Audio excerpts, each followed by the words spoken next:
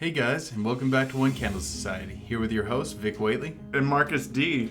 And today we get to share with you a topic of great interest of ours, the Black-Eyed Kids.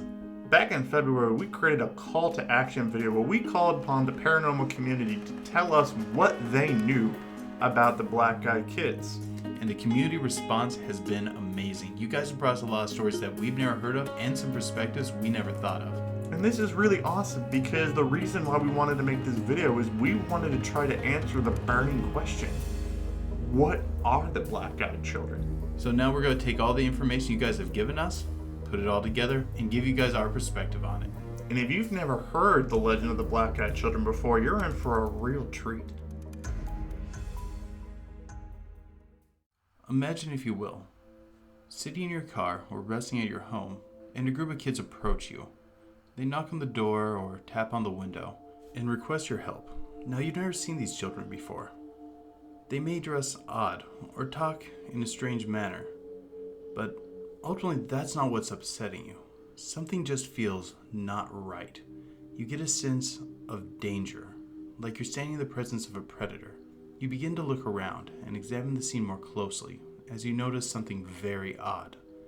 These children have solid black eyes. Of course, after noticing that, you don't want to let them into your home or your car. But they start to get more persistent, bordering on threatening, but you make the right decision. You don't let them in. You drive away or lock the door and pull the blinds. They'll likely start scratching at the windows and harass you throughout the night until an outside force comes, perhaps the cops, perhaps a friend, and then they scatter into the night. For those who make the wrong choice, we're not quite certain. They're often not around to tell the tale.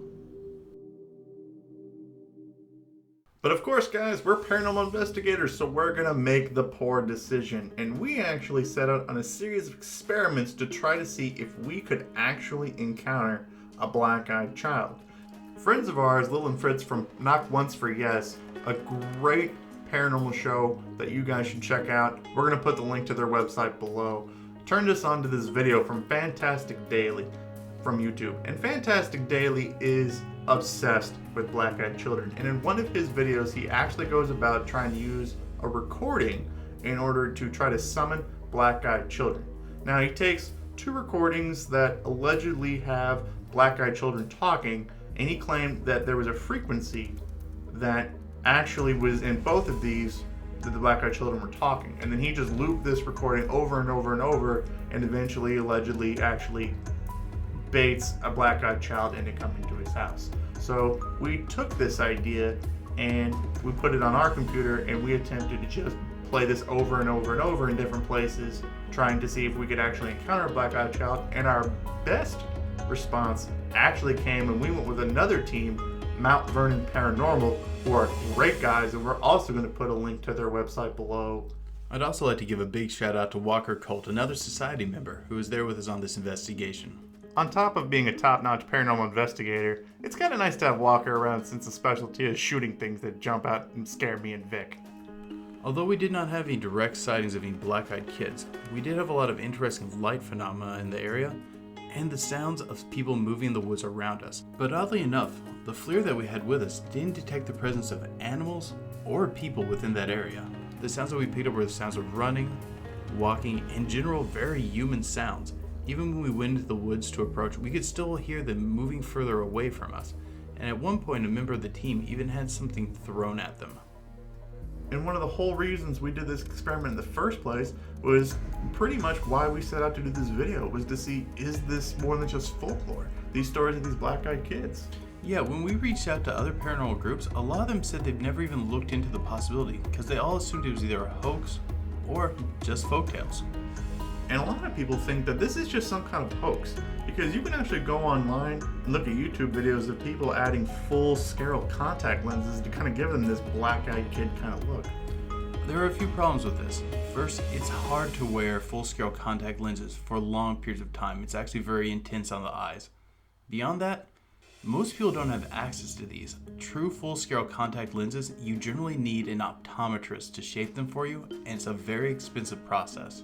But this wouldn't be the first time that we've ran into this problem of whether or not this may be some sort of a hoax of people just trying to propagate the story. If you look at like phantom clown stories that kind of pop up around Halloween, there's stories about kids going out buying costumes as clowns and just running around chasing people around trying to propagate the story of these phantom clowns. And could there be something to this if kids are just trying to run around trying to scare people into thinking there are black-eyed kids around? But one of the major issues with this is if they're wearing the full-scale contact lenses or something along those lines, that would be one of the first things you notice.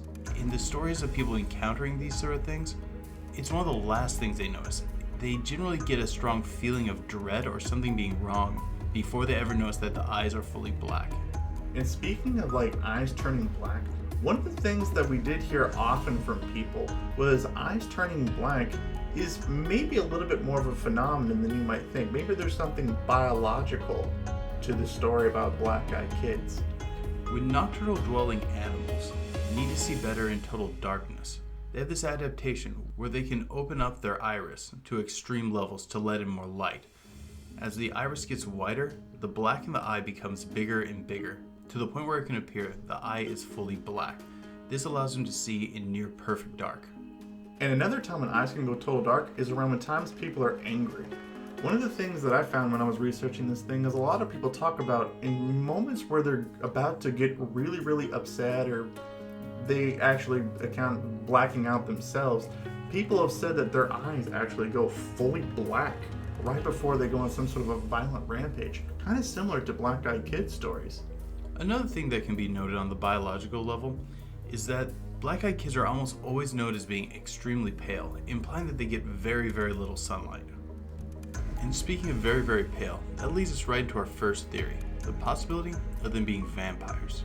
I know talking about vampires in the modern day seems odd, but these match up pretty well. One of the first major smoking guns as this being a possibility is the fact that they can't come in without permission, which is a staple in vampiric folklore. Another thing that people talk about when seeing black-eyed kids is their clothing looks kind of out of date. It's always like a generation before, maybe just a fashion trend right before what we're seeing now. And that's a big trademark about vampires because that's how we describe them. Frozen in the time whenever they were turned into vampires. Also, people will often report that they feel almost controlled by them. When they start to become insistent, a lot of people will notice that their hand is already reaching for the door or the unlock on their car, as if they're going to just go ahead and do it without even thinking of it. With mind control being a big staple in vampiric folklore, this could be another allusion to this. And the final note, people always report having this sort of predatory sense whenever they look at these things. Like these things are a predator trying to stare them down. That's what vampires are. They're the apex predator, the hunters of the hunter. The next big idea of what black-eyed children could be is maybe they're aliens. There's probably some eyebrows raised right now.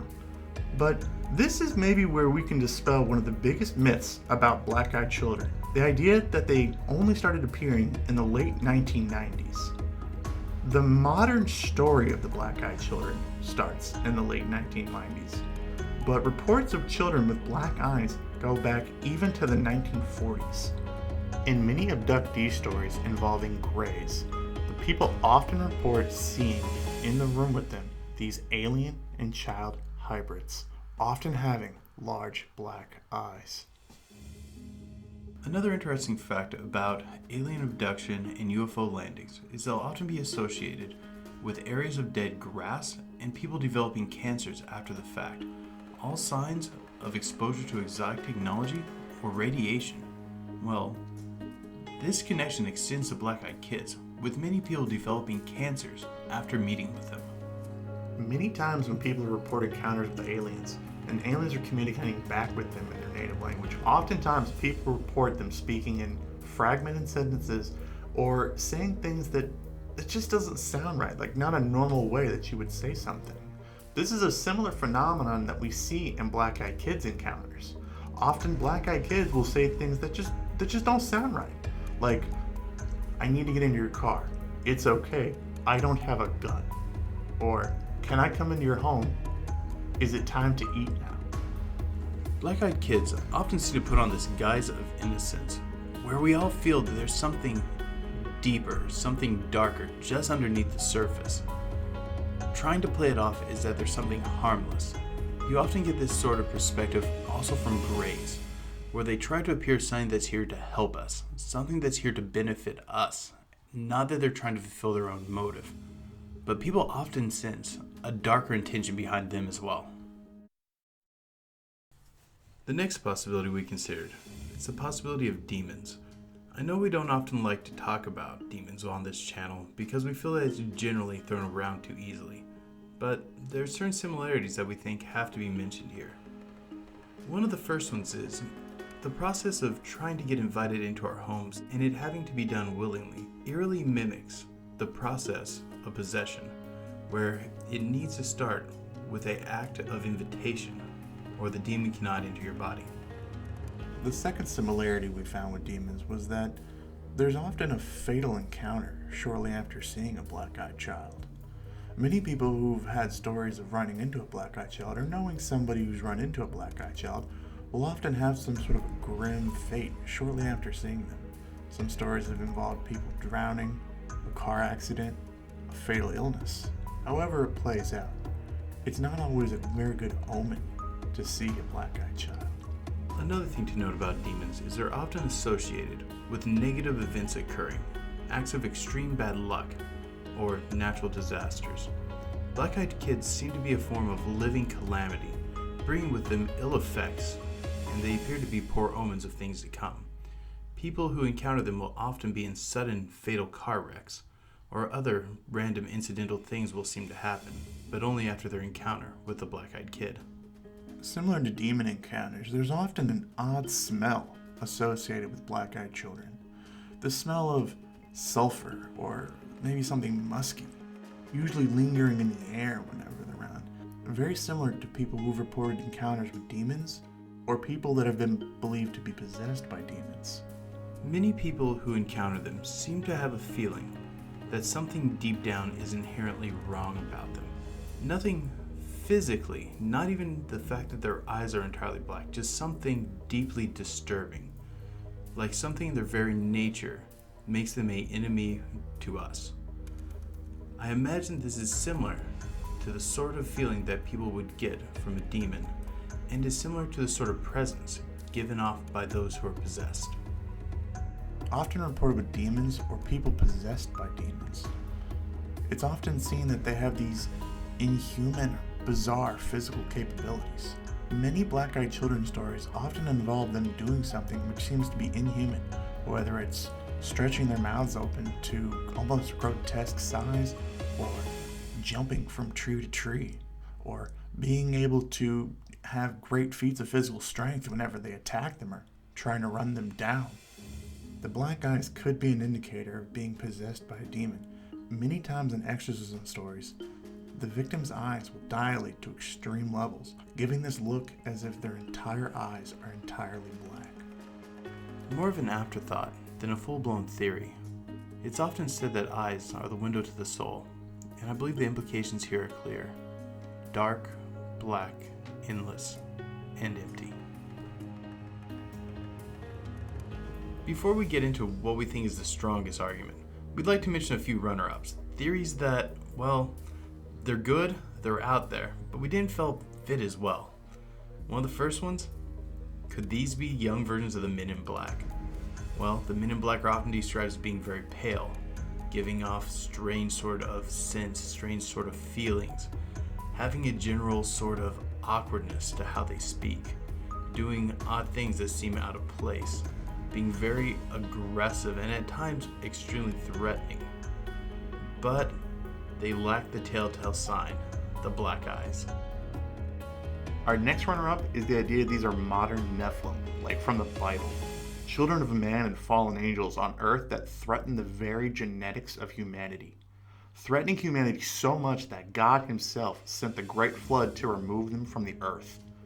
This would give them several similar characteristics of demons like we mentioned earlier, and would explain why they are often seen as children. They're just growing. Unfortunately, also in the Bible, it said that Nephilim were men who were mighty and men of great renown. If there's one thing we can say about the black-eyed children, it's they are far from mighty and great. Getting closer to what we actually think is going on with the black-eyed children is the idea they're interdimensional beings. This idea has been strongly suggested by David Weatherly, who's been writing about the black-eyed children since the modern story of them began in the late 90s. He argued that being interdimensional beings would explain how they often just appear nearby, and more importantly, the bizarre way that they speak. They speak as if their dialogue is rehearsed. It's easy to memorize your opening line of, "Can we come in?" The difficulty comes in the response from what the victim says. It's much harder to prepare for it and explains why they come off as so unusual in the response. He also tends to think that this fear-inducing aura that they give off is because they are trying to feed on our fear. To him, this is why they're interdimensional beings. But this is where we start to disagree with David's theory. If they were truly after people that they could induce fear from, and they are these apex predators, why don't they target people that are under more stress and trauma? Think about it. People with substance abuse problems, domestic violence victims, or the mentally ill. Often people encountering black-eyed children don't seem to have these traits. They seem to be more stable people, which is odd if your target is those who you want to try to induce fear from. The black-eyed kids follow a very particular sort of order of operation. Approaching, trying to get in, and when rebuked, beginning to start to try to wear down their victim, scratching at the windows, becoming more insistent, attempting to control them or force someone to do something against their will. Well, this is similar to something that we've talked about on the channel before. Something else that employs psychological tactics, tries to come in close initially under a friendly guise, and then begins to wear you down slowly. Something else that tries to feed on fear, and something else that carries a similar characteristic buzzing sound, which is often associated with black-eyed kids. We believe this phenomena is connected to the shadow people phenomena, possibly even children possessed by shadow people. Well, one of the first questions might be, why children? Well, children are generally less willful, easier to break down, and also easier to convince or coerce into saying yes. Why are they approaching adults now, trying to get permission to be let in, to come into their house, to come into their car? Because they're now looking for the means to possess harder to influence targets with more powerful bodies. Another odd connection is that, as we discuss on this channel, there are rare reports of white shadow people. There are also rare reports of white-eyed children. And there's over 800,000 children reported missing every year just in the US alone. Many times people report seeing shadow people when they're kids. And the largest percentage of children that often report seeing shadow people are often disenfranchised youth, which would explain why they often have outdated clothes. And if to invite them in on this sort of possession, they just have to come to some sort of agreement, like letting someone in or promising to give them a ride, things along those lines. Well, it's much easier to convince a disenfranchised child who's been neglected of so many things to take a simple gesture to which they would easily say yes. This may lead you to the natural conclusion of, then why aren't there any accounts of black-eyed adults? Well, there are some. They're just fairly rare, but they're becoming more and more frequent as years go on. In conclusion, guys, the things we want you to walk away with is this doesn't seem to be a hoax. It doesn't seem to be folklore. It seems to be a real entity with a real negative human interest. And in each angle that we approach this from, aliens, demons, interdimensional beings, it was always trying to approach people for a very malicious reason. And this is why we're telling you guys, you need to be careful out there if you encounter one of these things. Also, I think this is a subject that merits a lot more research. I really think they're probably going to be hearing more about this in our season 3, don't you? Yeah, this is definitely a subject which we're going to explore in more videos in season 3. We're going to be looking at doing more experiments and thinking about different theories about black-eyed kids. Hey guys, thank you so much for tuning into this very special episode. We love all you guys. You guys have really made this channel great, and please share this around. We really need people to be aware of what's going on, and we need more people giving us their stories and their research on it. Again, we've been looking at this topic since the beginning of season 2 in February when we started this call to action. We had so much positive feedback from everybody in the community and so many people helping us out with trying to put our research together for this documentary. Again, I want to give a real big shout out again to Knock Once for Yes for turning us on to the videos for our experiments that we did and just all around being around good people, I think. Also, we want to thank Mount Vernon Paranormal Society for going out with us to help us have a better experiment for the stuff that we talked about in this video. Again, they are a great group of professional paranormal investigators. And of course, a big thank you to Walker Cole for helping us out with our experiments, and thank you guys for listening. But most importantly, guys, keep believing. Because we'll keep listening.